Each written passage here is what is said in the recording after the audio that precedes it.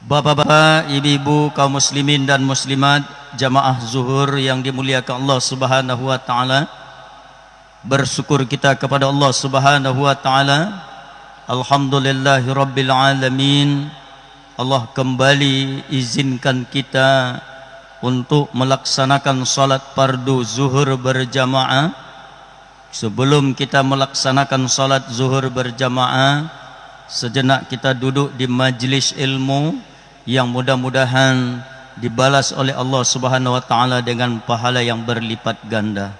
Mudah-mudahan taklim yang kita lakukan ini menjadi salah satu sebab Allah akan ampunkan dosa-dosa kita.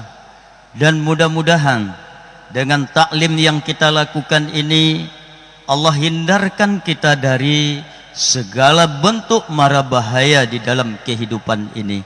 Amin ya rabbal alamin. Kemudian salawat dan salam Allahumma salli ala Muhammad wa ala ali Muhammad kita sanjungkan kepada Nabi besar kita Muhammad sallallahu alaihi wasallam. Bapak Ibu kaum muslimin dan muslimat, jamaah yang dirahmati Allah Subhanahu wa taala, taklim kita pada siang ini ada 5 kunci untuk memperoleh keberkahan dari Allah. Ada 5 kunci untuk mendapatkan keberkahan dari Allah Subhanahu wa taala. Salah satu firman Allah di dalam surah Al-A'raf ayat yang ke-96. Walau anna ahlal qura amanu wattaqau. Jika sekiranya penduduk suatu negeri mereka beriman dan bertakwa kepada Allah, la fatahna alaihim barakatim minas sama'i wal ard. Pasti kata Allah akan kami bukakan pintu berkah bagi mereka, baik dari langit ataupun dari bumi. Maka Bapak Ibu yang dimuliakan Allah Subhanahu wa taala, Allah hanya akan memberikan keberkahan itu hanya kepada orang-orang yang beriman dan yang bertakwa kepada Allah. Lalu para ulama menafsirkan apa itu maknanya berkah. Dalam kehidupan sehari-hari kita menyebut dengan barokah, yaitu bertambahnya ketenangan, bertambahnya kenyamanan, atau bertambahnya ketentraman dari segala apa yang kita miliki. Itulah yang berkah itu. Maka Bapak Ibu yang dimuliakan Allah Subhanahu wa taala, Rasulullah menjelaskan kunci pertama untuk mendapatkan keberkahan dari Allah, hendaklah kita perbanyak bersedekah. Dengan bersedekah, keberkahan Allah akan Allah berikan kepada kita, akan Allah curahkan kepada kita. Bahkan di dalam hadis yang sahih disebutkan oleh Rasulullah bahwa hikmah dari bersedekah itu akan dapat menghindarkan seseorang dari azab api neraka. Apa yang disebutkan oleh Rasulullah? Cegahlah diri kalian dari azab api neraka sekalipun hanya memberikan sepotong dari buah kurma. Allahu Akbar.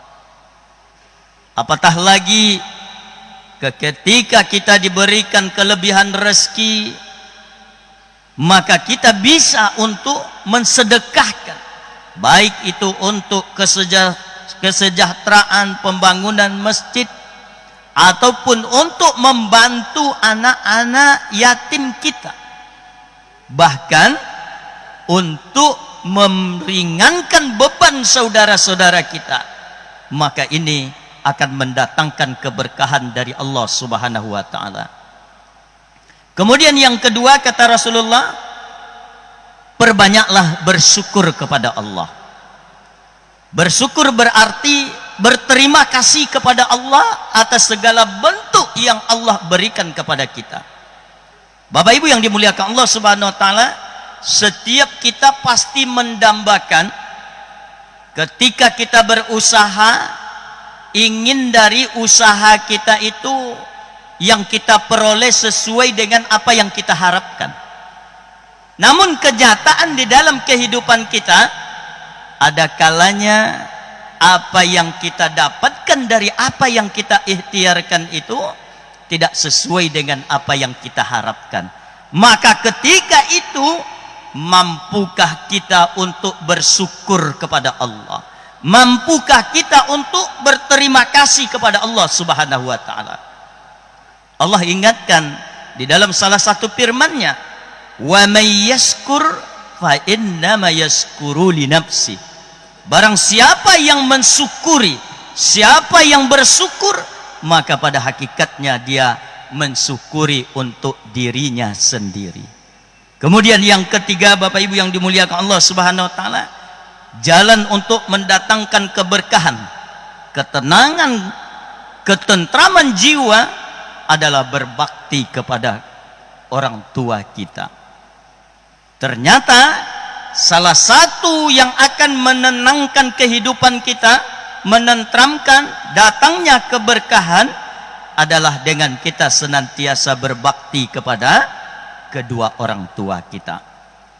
Kemudian yang keempat yang disebutkan oleh Rasulullah sallallahu alaihi wasallam, kunci keberkahan itu adalah jangan pernah punya niat untuk berbuat jahat atau berbuat musuh terhadap saudara-saudara kita.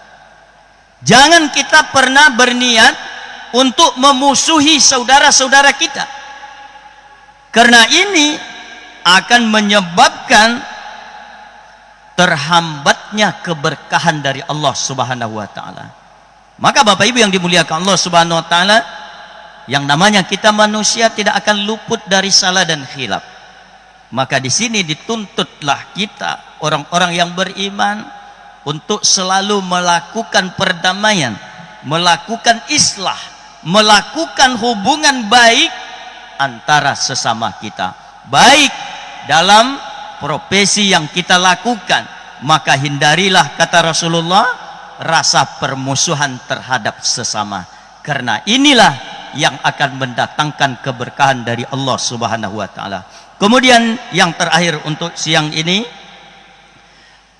untuk mendatangkan keberkahan Allah kepada kita, hendaklah kita senantiasa memberi maaf terhadap kesalahan-kesalahan orang lain. Bapak Ibu yang dimuliakan Allah Subhanahu wa taala, Allah juga mengingatkan kepada kita, wasfu wasfahu, salinglah kita untuk meminta maaf dan memberi maaf. Karena dengan bermaaf-maafan, dengan selalu kita damai, maka itu akan mendatangkan keberkahan Allah Subhanahu wa taala. Inilah 5 kunci yang disebutkan oleh Rasulullah untuk mendatangkan keberkahan dari Allah Subhanahu wa taala. Hidup kita akan tentram, jiwa kita akan tenang. Apapun yang kita miliki mendatangkan kesenangan terhadap diri kita. Harta yang kita miliki memberikan ketenangan. Mudah-mudahan bermanfaat. Kita tutup dengan doa kafaratul majlis. Subhanakallahumma rabbana wa bihamdik, ashhadu an la ilaha illa anta astaghfiruka wa atubu ilaik. Wassalamualaikum warahmatullahi wabarakatuh.